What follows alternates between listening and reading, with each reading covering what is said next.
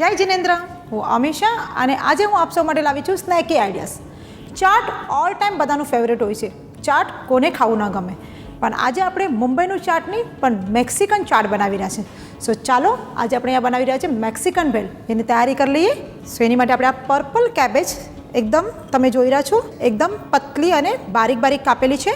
સો આપણે purple cabbage લઈશું, regular cabbage. સો એની અંદર આપણે આ બોલ સ્વીટ કોર્ન એડ કરશું અને હવે આપણે એની અંદર આ બેક બીન યુઝ કરશું, જેને આપણે ફ્રીજમાં થોડા ઠંડા કરી લીધા છે. એની અંદર આપણે ચીલી સોસ એડ કરશું, બ્લેક પેપર, સ્વાદ અનુસાર મીઠું, ફ્રેશ કોરિએન્ડર આપણે એની અંદર એડ કરી દઈશું. એન્ડ લાસ્ટમાં આપણે એની અંદર આ નાચોસ અને આ રીતે જે આપણે ભેલમાં પૂરીનું યુઝ કરીએ છીએ અહીં આપણે નાચોસનો યુઝ કરી રહ્યા છે. સો આ રીતે આપણે નાચોસને ક્રશ કરી લઈશું એન્ડ મિક્સ કરી લઈએ. આ ભેલ થોડી સ્પાઇસી બી હોય છે, થોડી સ્વીટ પણ હોય છે. અગર તમને જરૂર લાગે તો આપણે થોડું એની અંદર પાછું ચીલી સોસ એડ કરશું. સો આપણી મેક્સિકન ભેલ તૈયાર થઈ ગઈ છે. આપણે એને પ્લેટમાં સર્વ કરી લઈએ.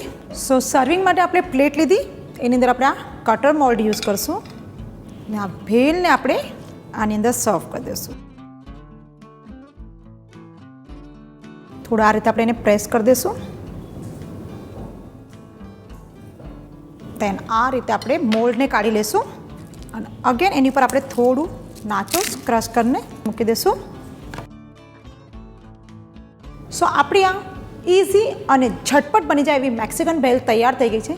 બીજી વાર નાચોસ ખાલી ચીઝ સાથે ખાવા માટે યુઝ નહીં કરતા, પણ ભેલ બનાવવા માટે પણ યુઝ કરજો. ખૂબ જ સરસ અને સિમ્પલ રેસીપી છે. જલ્દીથી આ રેસીપી નોંધ કરો. આપ સૌને અગર અમારી રેસીપી ગમે છે તો એને લાઇક, શેર અને સબસ્ક્રાઈબ કરો.